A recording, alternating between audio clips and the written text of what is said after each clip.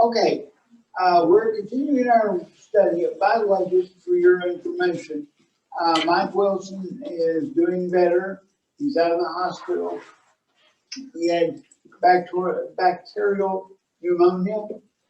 He is home, though. I don't know when he's going to be able to get back to the building, so I'm afraid you may be stuck with me for yet a few more weeks. I'm not sure. You can continue to pray for his recovery. The quicker he recovers, the quicker you get rid of me. So there's an added incentive to pray for his recovery. Today we're going to be looking at Herod Antipas. There's a lot of different Herods in the Bible, and this one will be familiar when I describe the situation. Before we get to the bad things he did, I need to give you a little bit of historical background as to who he is and what he represents. He was the regional ruler of Galilee at the time that John the Baptizer was having his campaign out in the desert and bringing people to an understanding of Jesus, so that he was coming. That Jesus was coming, the kingdom was coming, and that it was time to be prepared for the entrance of the Messiah and the kingdom that had been promised for many, many centuries. Now is coming to pass. And John, which is Jesus' cousin, is in the wilderness desert area, and he's back preaching at the Jordan River and baptizing people in that area as he preaches. So in Galilee, you've got Herod Antipas comes along, and he got involved. Antipas got involved in a political marriage. That was not unusual for the time. Kings and rulers oftentimes married individuals that they did not love, did not care for, didn't matter. It wasn't done in a spirit of love and devotion necessarily. It was done in a spirit of political advantage. The neighboring country to where Herod Antipas was in a situation of near war, and one way to keep in favor with your enemy is for you to become a member of the family. So the king is less likely to kill his son-in-law if he marries his daughter. So a quick marriage was arranged, and everything was fine. We can't really understand that. That's not the way we think today, and certainly not what God would have us to do. And I'm not certain at all that this was something God approved of. God allowed it to happen. If I can digress just a moment, I will make a point from another idea. I've often wondered how Solomon would pray for wisdom, how God would grant his prayer, and yet his marriages to the foreign wives ultimately got him eliminated from God's favored list. And the only thing I can come up with, if you want to think about this, you might give me some other pointers if you think I'm incorrect. But when Solomon prays for wisdom, or when God comes to Solomon, let me rephrase that. When God comes to Solomon and says, "What do you want?" And Solomon asks for wisdom. You can read this in Scripture. Wisdom that I may rule the people well. He asked for a specific kind of wisdom. He should have just said wisdom. He asked for a specific kind, and God granted him what he asked for. What did he ask for? Basically, political wisdom. that I can rule the people well. All right. Now, what is the wisest thing you can do to avoid war? Marry everybody's daughter. Because your father-in-law is less likely to come in and take you over. During the time that Solomon reigned in Israel, or in Palestine total, there was no war. They were at complete peace, and that's how Solomon was able to build up the fabulous wealth that he was able to build up. And it was a matter of his political wisdom made him a politically wise person. It did not necessarily translate or transfer over into spiritual wisdom. And if you will consider sometime reading the book of Proverbs, read it not from the standpoint that we normally read it from, because we normally read it as advice, good advice for full Christian living. Let me suggest to you that maybe that's not the kind of wisdom you're looking at. You're looking at political wisdom. And thinking about it that way, you can make several of the proverbs that we generally skip over. Because we can't make sense. They don't make sense. Let me give you an example. And I'm going to get to our lesson, please. No way. But let me give you a specific example. In Proverbs, and I don't have the reference in front of me, but it says, in order to get, I'm paraphrasing, of course, but in order to get something done, bribe the official. Bring him a gift. Or does that sound like Christianity? Does that sound like good moral teaching? Not necessarily. Does it sound like good political strategy? Absolutely. Proverbs is written, I believe, from the standpoint of political wisdom as opposed to spiritual wisdom. Now, having said all of that, this brings me back to Herod Antipas.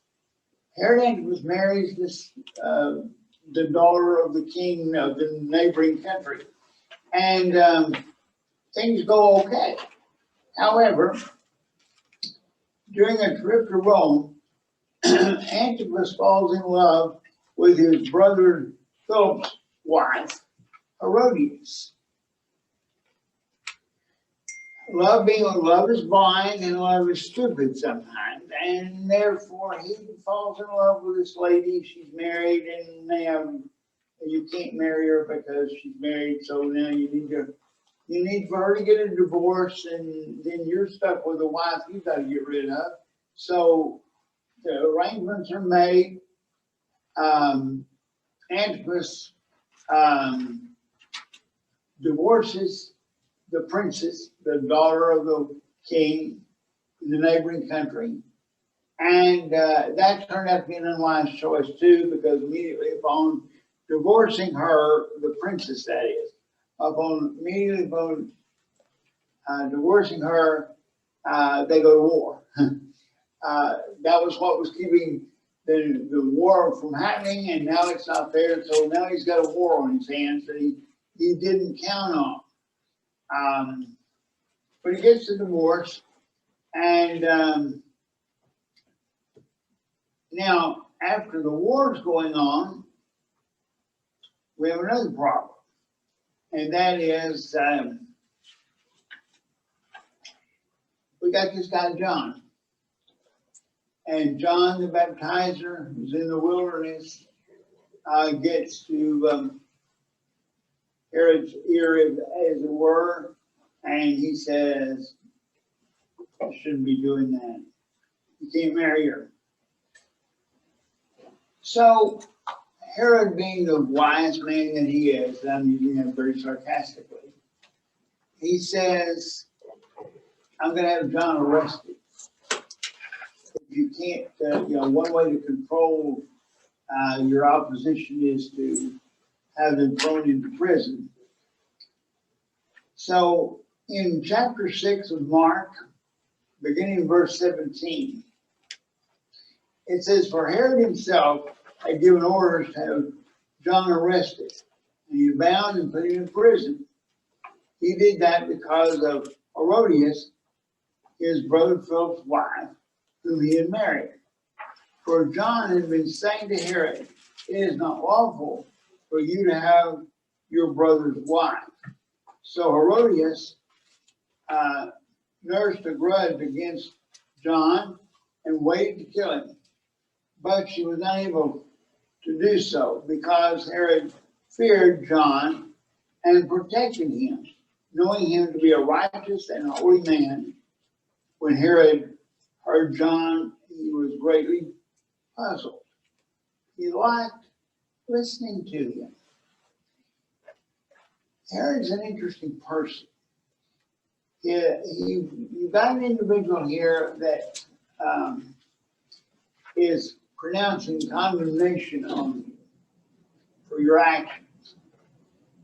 Your wife is ready to have him done in. She would kill him herself given the opportunity. And had the opportunity, she hadn't done it yet. But she'd like to. Herod can't figure John out. He's a righteous man. He considered him righteous, which of course John was righteous. But he considered him righteous, and his righteousness scares Herod. Righteousness often scares evil people. One of the scariest things an evil person can run into is a righteous person who remains righteous, because they can't get them to compromise. And many wicked people know they're wicked, but they think they can somehow get away with it. But in meeting someone who is absolutely righteous as much as humanly possible, it intimidates the evil person. They know they're wrong. They know they should change. They don't want to do that. So they're very intimidated by it. Now, also, is he not also, he's amused by John. He likes to listen to John. Exactly why, I don't know. But there was something about John's teaching, about his manner, whatever, that caused Herod to think, hey, I like listening to him. And you and I both have speakers and teachers and so forth that we just enjoy listening to them. They present things in a way that we've never thought of it before. They present it in an authoritative way. And we just absolutely enjoy being in their class. I had college professors, not many of them. I had a few that I actually enjoyed. Most of them we just got through it. But that's part of going to school, part of going through classes. But anyway, the point being that he was amused by him. He enjoyed him. So now he's got a wife that wants him dead, John that is, and he's got his own fear of the righteousness of John as an intimidating factor. He's not really ready to get rid of it yet. And of course, he has him in prison. He can bring him, I don't know that he ever did, the Bible doesn't say, but I can assume that anytime you want to hear something John had to say, he could either go visit him or bring him to where Herod was and listen to him preach. Does this remind you of any other preacher in the Bible that had the same kind of situation? Paul had the same thing going on with Agrippa. I think it was Agrippa. Anyway, they liked to listen to it and brought him in and heard him a lot. And remember, he said, almost thou persuadest me to be a Christian. In other words, he'd heard enough that it was possibility, He's beginning to buy into the story. So it's happened more than once at least. So John is now in prison, and the problem that they ran into, where John made his mistake, and of course I'm using that sarcastically as well, but you've often heard it said, maybe you even thought it yourself, today the preacher stopped preaching and started meddling. In other words, I enjoy listening to him. Now he's talking about me. And I don't enjoy that near as much. That's where John got in trouble with Herod. He stopped preaching. He started meddling. He started bringing specific charges to the king himself. And of course, he's got biblical grounds for what he's saying. Marriage was not legal, according to Leviticus 18, verse 16, and 20, Leviticus 20, 21. The whole idea that they had put together here, bringing Herodias, Philip's wife, into a relationship with him, was absolutely condemned by the law in Scripture. And John is making the point that you shouldn't be doing that. You need to get out of that relationship. Well, you can imagine trying to get out of a relationship with someone like Herodias, because she's not the most easy person to back out of an agreement with. She likes her position. She wants to keep it. She doesn't like this guy constantly reminding her husband that he's in the wrong. If he keeps that up too long, Agrippa might actually, Antipas might actually divorce her, and she doesn't want to lose her power. Now, John, Herod wants John out of the way too, but for a different reason. He's concerned about a political problem he's got. This John keeps talking about Messiah coming, that the Messiah is on his way. The Jewish leaders, the kings and the political people of the day, as well as the religious people of the day, were very fearful of this Messiah. Exactly what is this going to look like? Is Messiah going to kick everybody out of Jerusalem and kick Rome out, and all the Roman appointees? And none of them want this. So they don't want this Messiah coming in and messing up the political world they're in. We know that's true because if you remember the birth of Jesus, Herod calls in the wise men.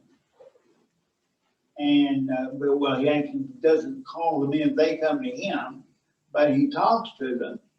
And they tell him what they're there for. And he says, well, when you find this one you're looking for, come back and tell me so I can go worship him. But we know that wasn't the idea. He wanted him executed. Of course, God's not going to let that happen, and we don't know how all that works out. But point being that for a long, long time, the political leaders, appointees that Rome had appointed in the Palestine, Jerusalem, Judea area were always fearful of this coming Messiah and what it would do to their rule, how it would change them. John was a man of God, and instead of having killed, he threw him in prison. He'd be silenced and away from the clutches of Herodias. Actually, he put him in there for his own sake. He made the case to himself, I'm sure, I'm putting John in prison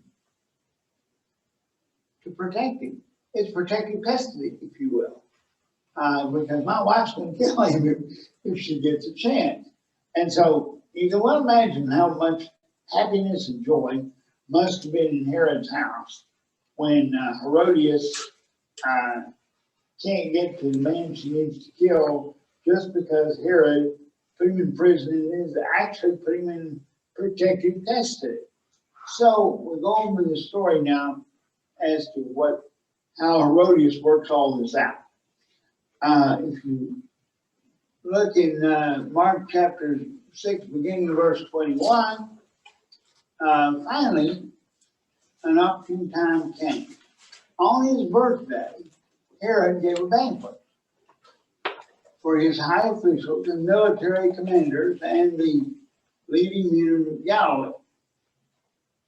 When the daughter of Herodias came in and danced, she pleased Herod and his dinner guests. The king said to the girl, you almost want to read this with a slur, okay? Because you just know he's drunk when he says this. But nonetheless, he says, ask me for anything you want and I'll give it to you. And he promised her with an oath, whatever you ask, I will give you up to half my kingdom. She went out and said to her mother, what shall I ask for? The head of John the Baptist. Her mother answered. At once the girl hurried into the king with a request. I want you to give me right now the head of John the Baptist on a platter. The king was greatly distressed, but because of his oaths and his dinner guests, he did not want to refuse her. So he immediately sent an executioner with orders to bring John's head. The man went, beheaded John in the prison, and brought back his head on a platter. He presented it to the girl, and she gave it to her mother. On hearing of this, John's disciples came and took his body and laid it in a tomb. All right. Now you see the problems that come when you have a weak leader who is being manipulated by other people. In this case, his wife. He can't make a stand. He doesn't have the backbone to decide anything. In other words, even with John, he's frustrated. Because on the one hand, he wants John out of the way. Well, he's got the power to put John out of the way. That's not an issue. He can have him executed if he wants to. But instead, he doesn't have the backbone to do that. He said, well, I'll put him in prison and I'll kind of protect him and get him out of the way at the same time. So now he's in a position of being given a birthday party. And so at the birthday party, at the banquet, he's got all his friends and buddies there, and they're all enjoying the party, and that's typical. And the kind of parties that they had usually were drunken brawls of one kind or another. Fights would occur, issues would be raised. There was always all kinds of evil things happening, and in large part because of the content of the alcohol. When you get a group of people all drunk at the same time, it's a great party until you reach a certain point.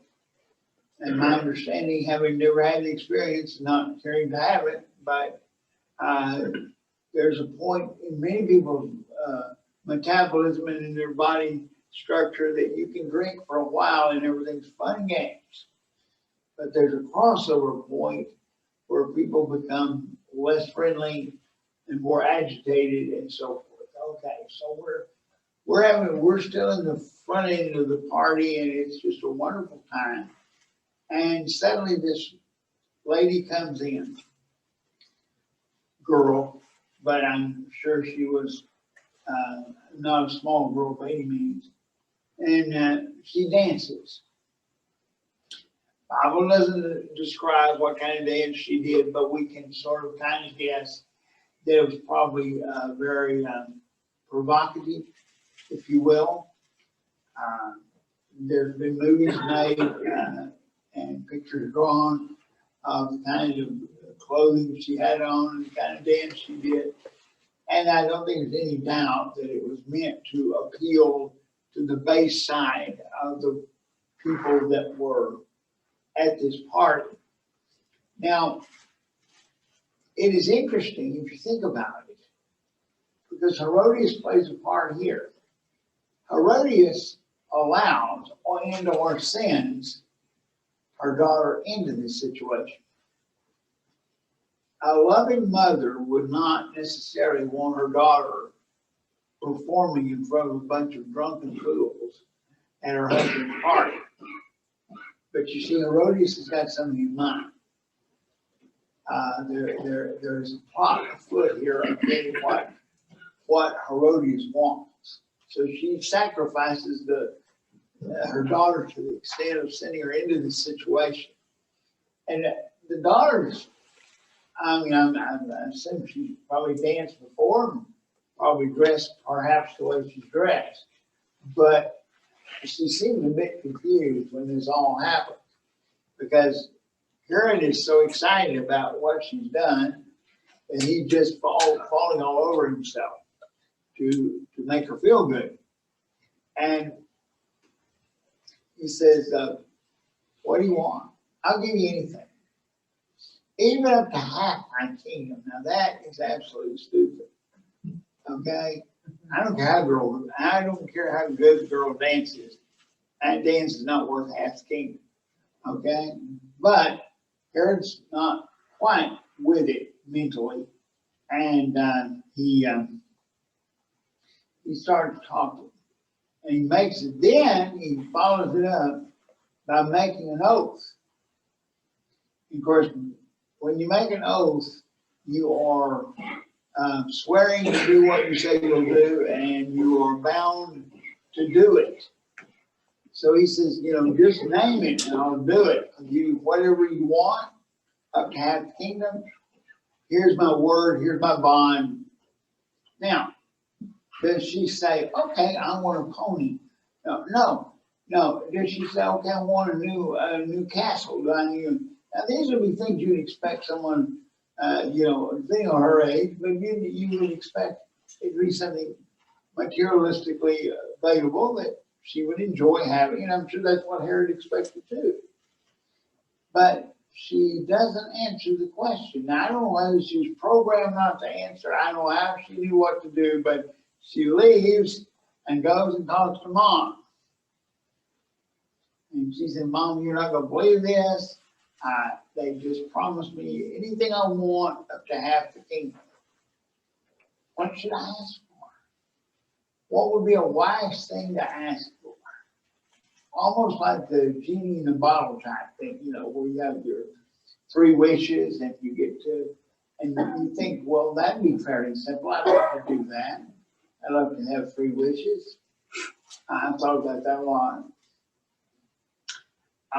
If there were such a thing as a genie, and if the genie came to me and said, you have 3 wishes, what would you wish for?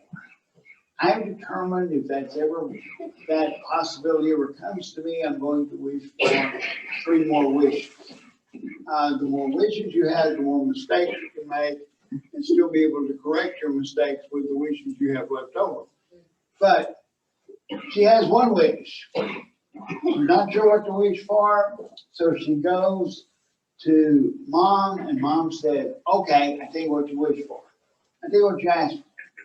You asked for John the Baptist's head on a platter.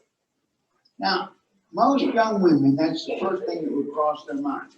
The thing I want is a man's head on a platter handed to me to carry off. The whole idea would be repulsive. And so there's no way she would have thought that. But Herodias has got her own thing going here. She's going to get now done what she wants done. So she goes back in and she says, okay, I want John's head on a platter delivered to me right now. Not tomorrow, not in a few days, because when you sober up, you're gonna backtrack out of some of it. So let's get it done now while you're in it, while I've got you on the spot here. And of course, John is not happy. Herod's not happy about this request, because he's still not sure who John is, in the sense of how well connected to God is John, and do you really want to take it? But he has no choice.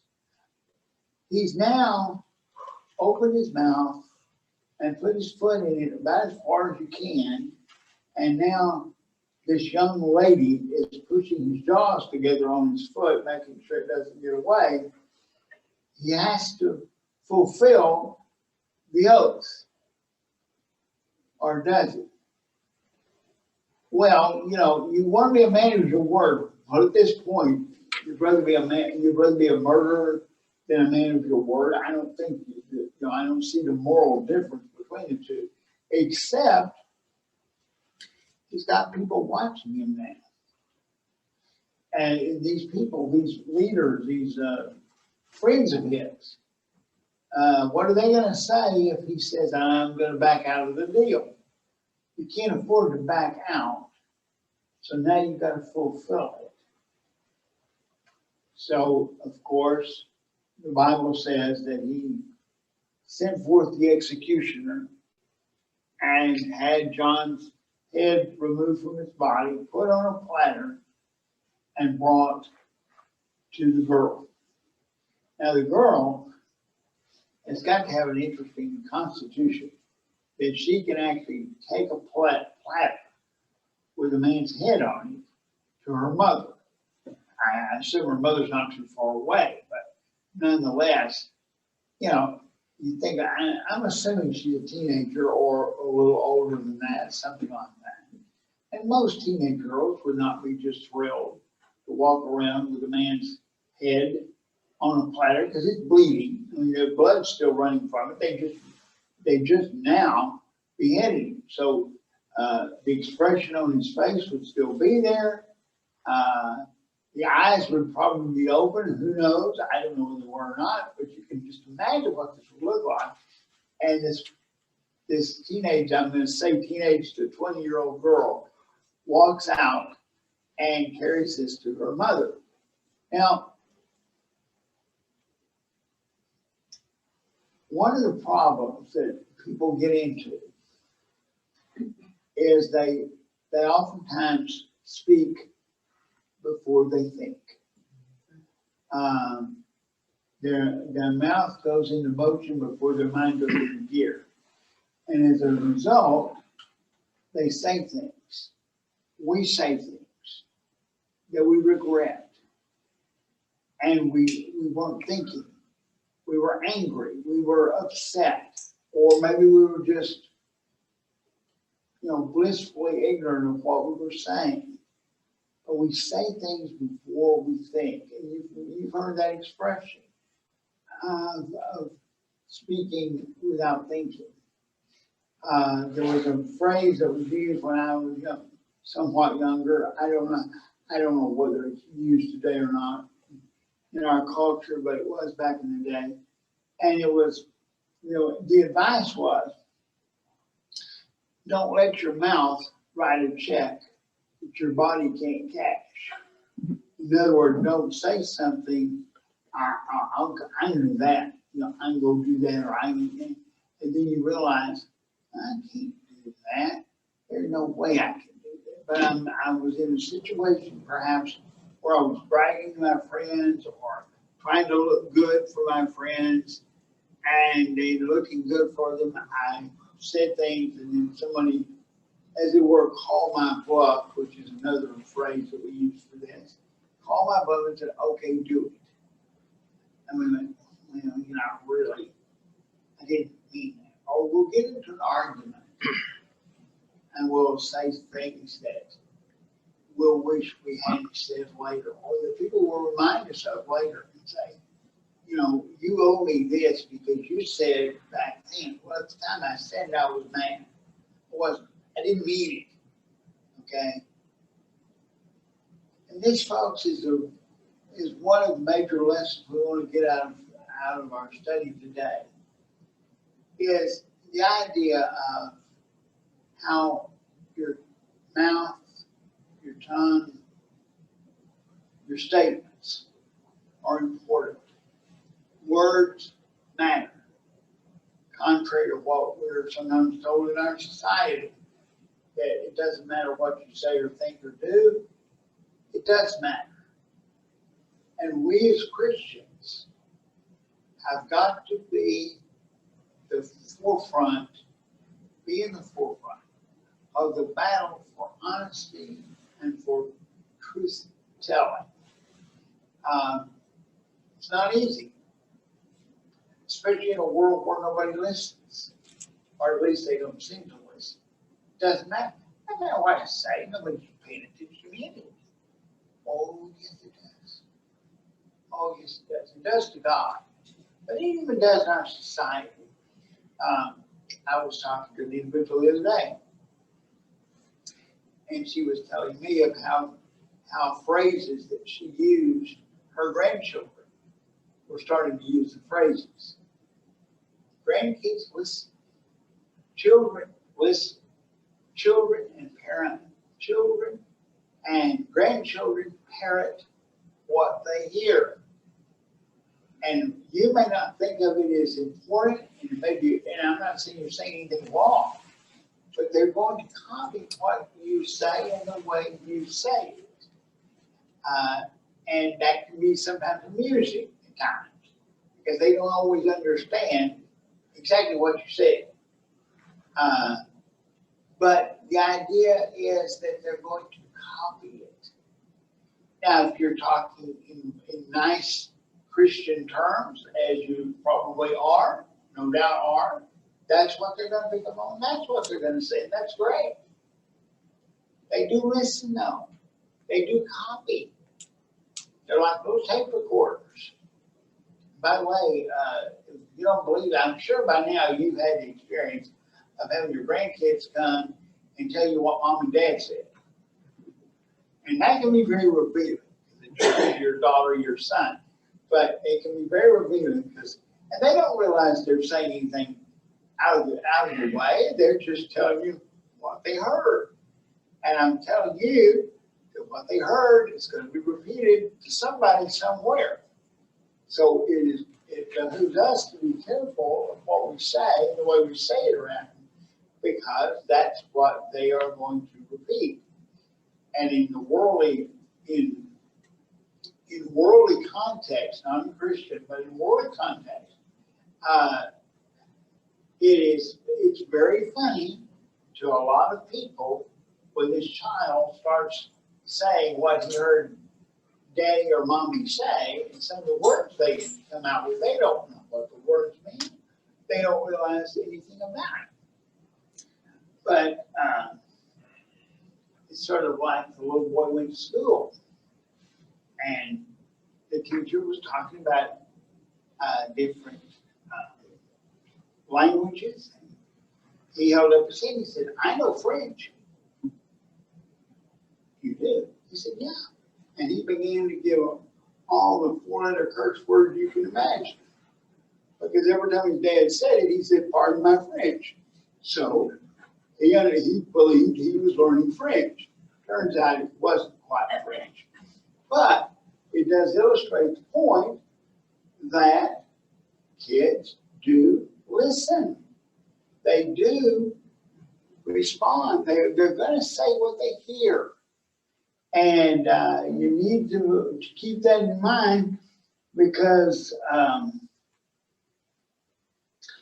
if you keep it in mind, it's easier to try to control what you say. By the way, another thing too, if you ever have the kids around and you say something about somebody in a negative way, be ready for them to reveal that information at absolutely the worst time to embed. Not because they intentionally are doing it. They just their little tape recorder just gets turned on the play button side, and they play back what they've heard, and you're going, "Oh my word, I said it. And yeah, I did say it, but I didn't need for it to be said in a public forum like this, nor did I really necessarily even mean it." But we've got to be careful what we say and how we react to people. Now, the king has the authority to break his oath. He can do that. I mean, I don't think it's not wise, but he could do it. So King Herod is not in a position where he must execute John or somehow be killed or something. No, but he executes John to appease the pride and the feeling he's got of I cannot lose face in front of all my so-called friends here at this banquet. So his pride gets in the way, and his pride cost John his life. We need to stay out of situations and think through our pride and what we can actually have to follow through with, what we can ask for forgiveness and get out of. Because many times we say things that we wish we hadn't said. But remember, there is the possibility that you can get out of it rather than having to follow through. However, do you remember what Jesus said on the Sermon on the Mount when he said, let your yes be yes and your no, no, and don't swear by various things here on earth. Now, taking an oath is, in God's mind, is a serious thing. He holds us to our oaths. It is my suggestion, and also Jesus' suggestion, if you will, more than a suggestion. But Jesus says, don't swear to do stuff. Just do it. Don't leave God out of it. Don't put God's name in it. By God, I'm going to do. No. Just let your yes be yes and your no, no. Well, I can't trust your yes. I need you to swear to me. Well, when you reach that point, we've lost confidence in each other. I don't need, with my brethren, I don't need to have you swear to it. I trust you. I trust that when you say you'll do something, you'll do it. Or when you won't do something, you won't do it. So we've got to watch the oaths, and because they will get you in trouble. God wants you to fulfill the oath. Unlike the king, you don't really have a political way out of it. God wants it done, and be careful what you promise. I choose not to use the word promise very often. People will say, well, you did this. I go, okay. And they go, well, promise. No, I'll do it. Because if I can't do it, I'll call you and tell you or let you know if things change, I can't do it. But I don't want to bring a promise into it that then you don't trust me in the future because you promised to do it. And I think we can do that with our kids and grandkids as well. There's things that we can agree to do conditionally. Condition is if I can do it. And the thing is, circumstances change. I can't always do everything I'd like to do. But if I promise it, I put more emphasis on it. And now when I say promise the next time, you're less likely to believe me because the right promise you made, you broke. And we have that is a current common thing in our society of making promises that we can't keep. So basically what I'm asking you to do, and I think one of the major lessons that Herod Antipas gives us is a bad person with a good lesson, is that we've got to be careful in what we say and be honest in what we say and don't promise to do more than we want to do with what we say. I don't know what would have happened had Herodias' daughter asked for half the kingdom. It would have been interesting to see if Herod really would have, if he had the authority. I don't think he had the authority to do that, first of all. But it would have been interesting to see what would have happened. But that would have been easier for him in some ways than what she did ask for. Herodias is a bad person. You can get involved in bad situations, both with spouses sometimes, Hopefully that doesn't happen at all. But you can also get in trouble with the friends you have. They will lead you astray.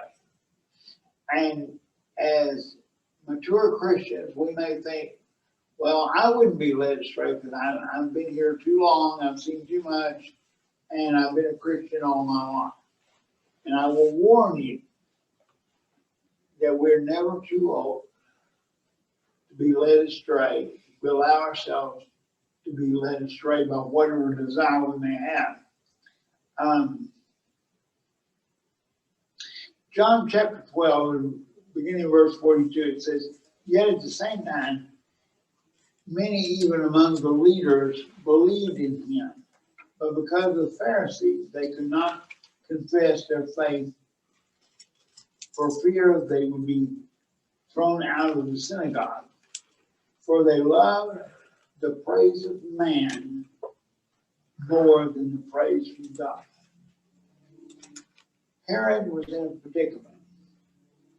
He didn't want to lose face in front of his friends, so he felt obligated to carry through with what he said.